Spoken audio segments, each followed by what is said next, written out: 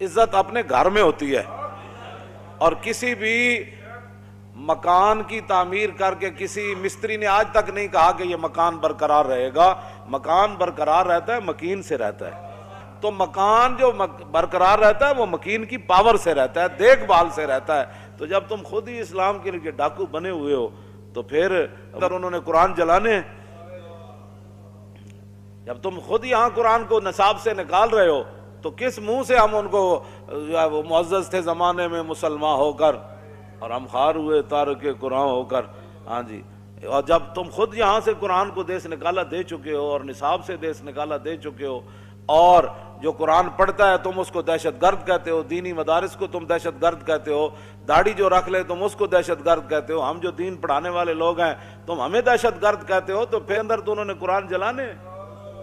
جب تم خود ہی قرآن پڑھنے والے کو دہشت گرد کہتے ہو، جتنے بندے تم نے لبیک یا رسول اللہ کے گرفتار کیے میرے سمیت، ان میں سے ہزاروں حافظ تھے. تو جب تم خود حافظوں کو جن کے سینے میں قرآن موجود ہے تم خود ان کو ہتھکڑیاں لگاتے ہو اور ان کو کہتے ہو یہ دہشت گرد ہے، تو پھر کافروں سے کیا امید رکھتے ہو کہ وہ قرآن کی تعظیم کریں گے؟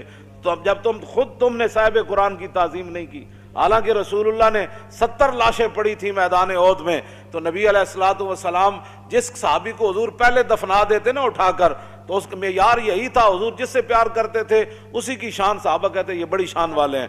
تو حضور جس کو اٹھا کر پہلے قبر میں رکھ دیتے صحابہ میں یہ مشہور ہو جاتا کہ یہ سب سے بڑی شان والے ہیں، حضور نے ان کو پہلے قبر میں رکھا. لیکن حضور نے وہاں ایک معیار مقرر فرمایا ایو مخزن للقرآن، فرمایا بتاؤ ان میں سے بڑا قاری اور حافظ کون ہے؟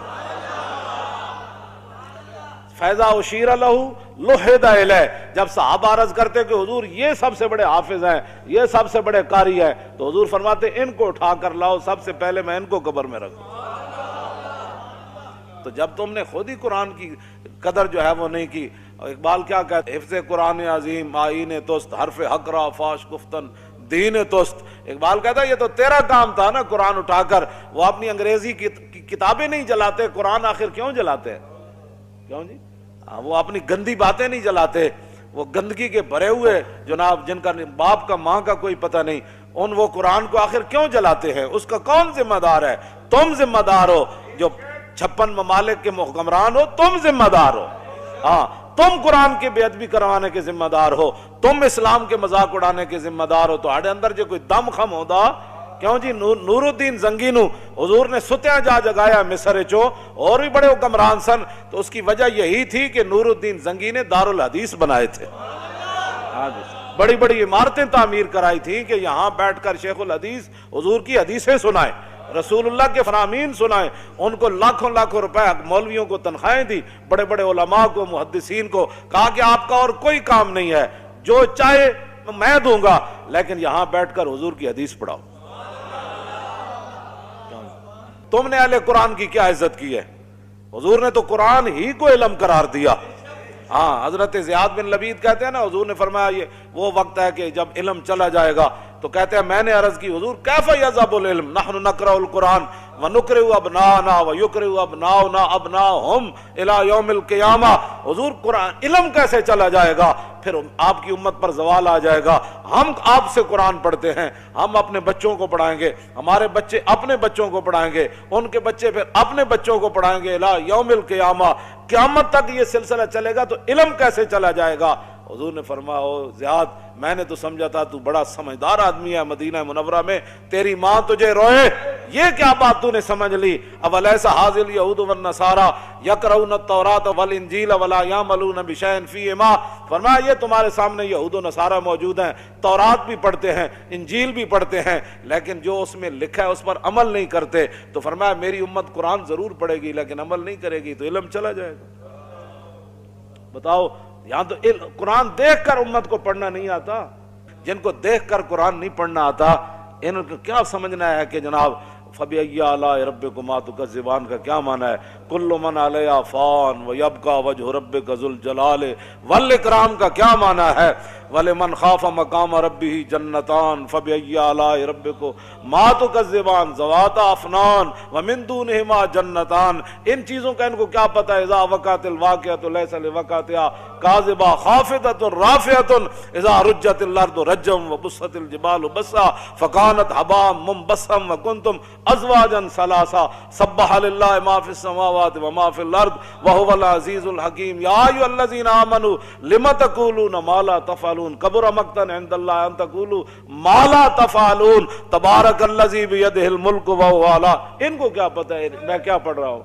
हाँ जी, जब आपने खुद ही कुरान के साथ ऐसे किया तो आप जनाब जी वो चलाते हैं। उन सूरों का इलाज तो आज भी यही है, रसूलुल्लाह की ज़ाहिरी हयात से लेकर क़यामत तक अंग्रेजों का हो या मोदी का हो या बुत मतों का हो, एक ही इलाज है, वो जिहाद फी सबीलिल्लाह है।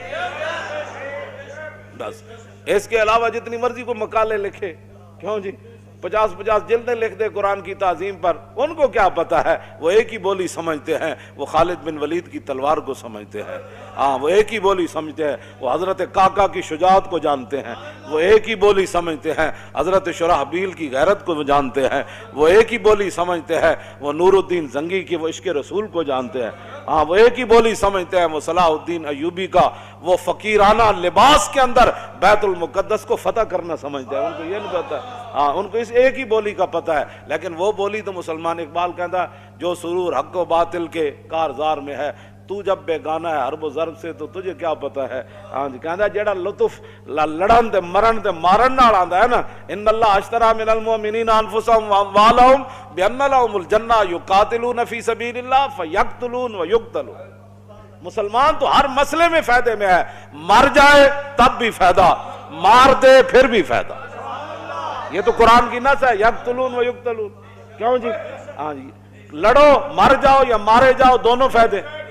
इन्नल्लाह अश्तरा मिनल मुमिनीना अनफुसहुम व अम्वालहुम बिअन्ना लहुमुल जन्नह युकातिलून फी सबीलिल्लाह फयक्तुलून व युक्तलून वादन अलैहि हक्कन फित तौरात वल इंजील वल कुरान। क्यों जी?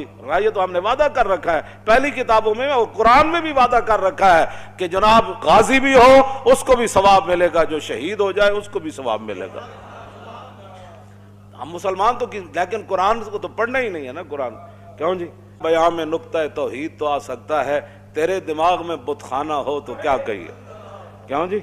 हाँ, वहदहुल्ला शरीक दा माना तो तेन समझ कोई ना आया ना, वरना किरतारपुर ते इतना खुश होने की किसी ने जरूरत ही कोई नहीं सी। मजीद वीडियोस और अपडेट्स के लिए YouTube पर अल्लामा खादिम Hussain Rizvi official channel subscribe करें और बेल आइकॉन पर भी क्लिक करें।